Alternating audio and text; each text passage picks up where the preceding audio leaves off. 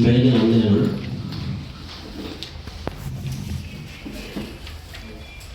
ಈ ಒಂದು ಪತ್ರಿಕಾ ಗೋಷ್ಠಿಯ ಮುಖ್ಯ ಕಾರಣ ಏನಪ್ಪ ಅಂತಂದರೆ, ನವ ಕರ್ನಾಟಕ ಸಂಗೀತ ಪದವೀಧರರು ಸುಮಾರು 15 ವರ್ಷಗಳಿಂದ ಸಂಗೀತ ಶಿಕ್ಷಕರ ನೇಮಕಾತಿ ಮಾಡಿಲ್ಲ ಸರ್ಕಾರ ಮಂತ್ರ ಮಾಲತಾಯಿ ಧೋರಣೆಯನ್ನು ನಡೆಸಿದೆ.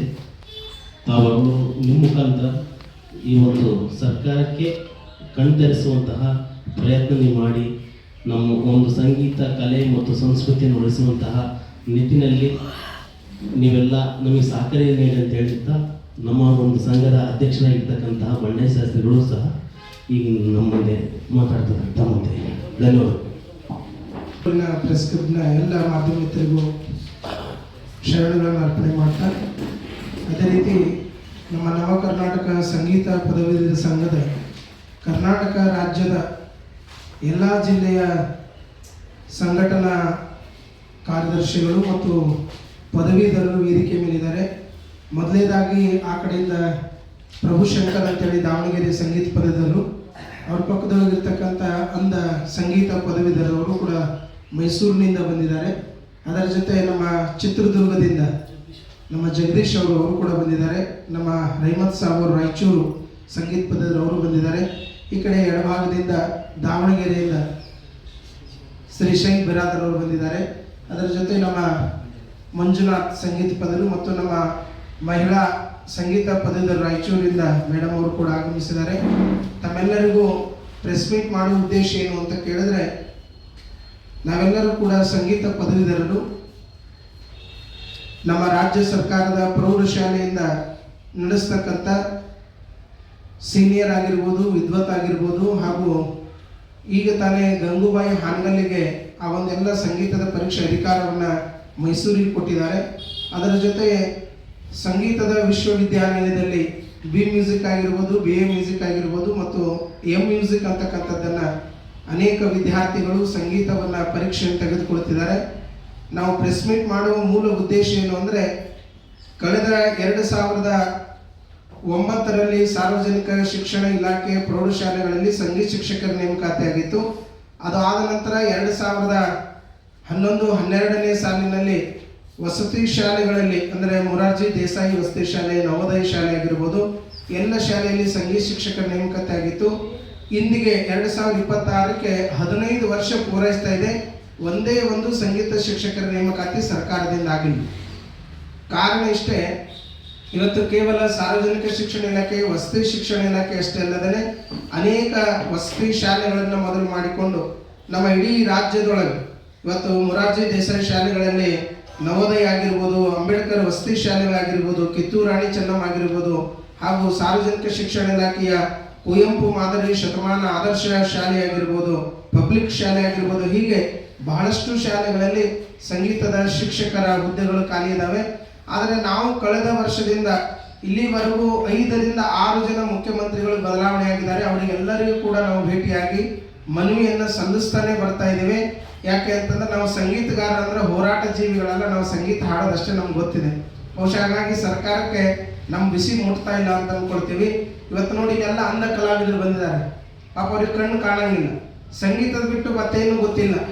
ಇವತ್ತಿನ ಕಾಲಘಟ್ಟದೊಳಗೆ ಸಂಗೀತ ಅನ್ನೋದು ಬಹಳ ಒಳ್ಳೆಯ ಕೆಲಸವನ್ನು ಮಾಡ್ತಾ ಇದೆ. ಮಕ್ಕಳ ಭೌತಿಕ ಬೆಳವಣಿಗೆಗಾಗಿ ಸಂಗೀತ ಬಹಳಷ್ಟು ಒಳ್ಳೆಯ ಕೆಲಸವನ್ನು ಮಾಡ್ತಾ ಇದೆ. ಆದರೂ ಸರ್ಕಾರ ಈಗ ಸದ್ಯ ಶಿಕ್ಷಣ ಸಚಿವರಾಗಿರ್ತಕ್ಕಂಥ ಮಧು ಬಂಗಾರಪ್ಪನವರು ಕೂಡ ನಾವು ಭೇಟಿಯಾಗಿ ಇದ್ರ ಬಗ್ಗೆ ತಿಳಿಸಿದ್ದೇವೆ. ಮಧು ಬಂಗಾರಪ್ಪನವರಿಗೆ ನಾವು ಯಾಕೆ ಮುಖ್ಯವಾಗಿ ಹೇಳ್ತಾ ಇದ್ದೀವಿ ಅಂದರೆ, ಬಂಗಾರಪ್ಪನವರೇನು ಮಾಜಿ ಮುಖ್ಯಮಂತ್ರಿಗಳು ದಿವಂಗತ ಬಂಗಾರಪ್ಪನವರು, ಅವರು ಕೂಡ ಒಬ್ಬ ಸಂಗೀತಗಾರರಾಗಿ ಮೊದಲು ಸಂಗೀತ ಶಿಕ್ಷಣಕ್ಕೆ ನಾಂದಿ ಹಾಡದವರು, ಸಂಗೀತ ಶಿಕ್ಷಕರಿಗಾಗಿ ಅನೇಕ ಕೆಲಸಗಳನ್ನು ಮಾಡಿದ್ದಾರೆ. ಖುದ್ದಾಗಿ ನಾವು ಭೇಟಿಯಾಗಿ ಅವ್ರಿಗೆ ಹೇಳಿದ್ದೇವೆ, ನಿಮ್ಮ ತಂದೆಯವರು ಇಂಥ ಕೆಲಸ ಮಾಡಿದ್ದಾರೆ, ಸಾಹೇಬ್ರೆ ನೀವು ಮಾಡಿದ್ರೆ ನಿಮ್ಮ ಹೆಸರು ಹೇಳಿ ಈಗಿನ ಸಂಗೀತ ಕಲಾವಿದರು ಇರ್ತಾರೆ ಅಂತಕ್ಕಂಥದ್ದು. ಯಾಕಂದ್ರೆ ಸಂಗೀತ ಏನು ಅನ್ನೋದು ಅವರು ಒಬ್ಬ ಕಲಾವಿದರ ಕುಟುಂಬ, ಸಂಗೀತ ಅಂದ್ರೆ ಏನು ಅನ್ನೋದು ಅವ್ರಿಗೆ ಗೊತ್ತದೆ. ಅವ್ರಿಗೆ ಹೇಳಿದ್ದೀವಿ. ಸಮಾಜ ಕಲ್ಯಾಣ ಇಲಾಖೆ ಸಚಿವರಾಗಿರ್ತಕ್ಕಂಥ ಸನ್ಮಾನ್ಯ ಮಹದೇವಪ್ಪನವ್ರಿಗೂ ಕೂಡ ನಾವು ಭೇಟಿಯಾಗಿದ್ದೀವಿ. ಅವರು ಕೂಡ ಆಗಿನ ಸಮಯದೊಳಗೆ ಮಾತಾಡಿದ್ರು, ಇದರಲ್ಲಿ ಯಾರು ಪೇನ್ ಪೆಟ್ಟಿಗೆ ನುಡಿಸೋರಿದ್ದೀರಿ ಅದಕ್ಕೆ ನಾವು ಹೇಳಿದ್ವಿ, ನಮ್ಮನ್ನೆಲ್ಲ ನೌಕರಿ ತಗೊಳ್ಳಿ ಸರ್, ನಿಮ್ಗೆಲ್ಲರೂ ಕಲಿಸ್ತೀವಿ ಅಂತಕ್ಕಂಥ ಮಾತು. ಆದ್ರೆ ಇವತ್ತು ಹೇಗಾಗ್ತದೆ ಅಂದ್ರೆ, ಕಳೆದ 15 ವರ್ಷದಿಂದ ನಾವು ಬರ್ತಾನೆ ಇದ್ದೀವಿ. ಇಡೀ ಕರ್ನಾಟಕದ ಅನೇಕ ಜಿಲ್ಲೆಗಳಿಗೆಲ್ಲ ಈಗಾಗಲೇ ಪ್ರೆಸ್ ಮೀಟ್ ಮಾಡಲಾಗಿದೆ. ಬಂದಂಥ ನಿನ್ನೆ ಸಹಿತ ಶಿಕ್ಷಣ ಇಲಾಖೆ ಸಚಿವರು ಸಿಂದಗಿಗೆ ಬಂದಿದ್ದು, ಅಲ್ಲಿ ನಮ್ಮ ಪದವೀಧರರು ಭೇಟಿಯಾಗಿ ಅವರಿಗೆ ಮನವಿಯನ್ನು ಸಲ್ಲಿಸಿದ್ದಾರೆ.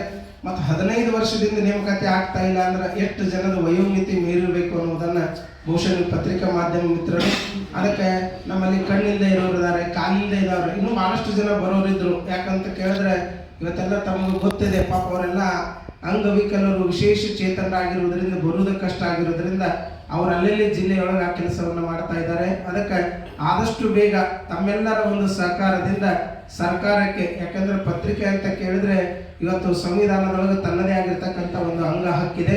ಅದಕ್ಕೆ ನಾವು ಧ್ವನಿ ಇಲ್ಲದೆ ಇರೋರು, ಇವತ್ತು ನೋಡಿ ಎಲ್ಲೇ ರಾಜಕಾರಣಿಗಳು ಬಂದರು, ಎಲ್ಲೇ ಏನೋ ಉದ್ಘಾಟನೆ ಕಾರ್ಯಕ್ರಮ ಇದ್ರು ಮೊದಲ ನಾವು ನಾಡಗೀತೆ ಆಡೋರು, ನಾವು ರೈತ ಗೀತೆ ಆಡೋರು, ನಾವೆಲ್ಲ ಎದಕ್ಕೆ ಮೀಸಲಾಗಿವೆ ಅಂದ್ರೆ ಕೇವಲ ಪ್ರಾರ್ಥನೆ ಗೀತೆ ಹಾಡುವುದಕ್ಕಷ್ಟೇ ಮೀಸಲಾಗಿದ್ದೀವಿ. ನಮ್ಮ ಪ್ರಾರ್ಥನೆಯನ್ನು ಕೇಳೋದಕ್ಕೆ ಸರ್ಕಾರ ಬಹುಶಃ ತಯಾರಿಲ್ಲ. 15 ವರ್ಷದಿಂದ ನಿರಂತರವಾಗಿ ನಾವು ಪ್ರಯತ್ನವನ್ನು ಮಾಡ್ತಾ ಇದ್ದೀವಿ. ಮತ್ತು ಇಲ್ಲಿಗೆ ಬಂದು ಅವರನ್ನು ಭೇಟಿ ಆಗ್ಬೇಕಂತಂದ್ರೂ ಸಹಿತ ನಮ್ಗೆ ಅವ್ರನ್ನ ಭೇಟಿ ಆಗೋದಕ್ಕೆ ಅವಕಾಶಗಳು ಸಿಗ್ತಾ ಇಲ್ಲ. ಈಗಾಗಲೇ ಶಿಕ್ಷಣ ಸಚಿವರು ಒಂದಷ್ಟು ಭರವಸೆಯನ್ನ ಕರಿತೀವಿ ಅಂತ ಹೇಳಿದ್ದಾರೆ. ಪಾಪ ಅವರು ಹೇಳ್ತಾನೆ ಬರ್ತಾ ಇದ್ದಾರೆ ಕರಿತೀವಿ ಅಂತ, ಅದನ್ನು ಕೇಳ್ತಾನೆ ನಾವಿದ್ದೀವಿ.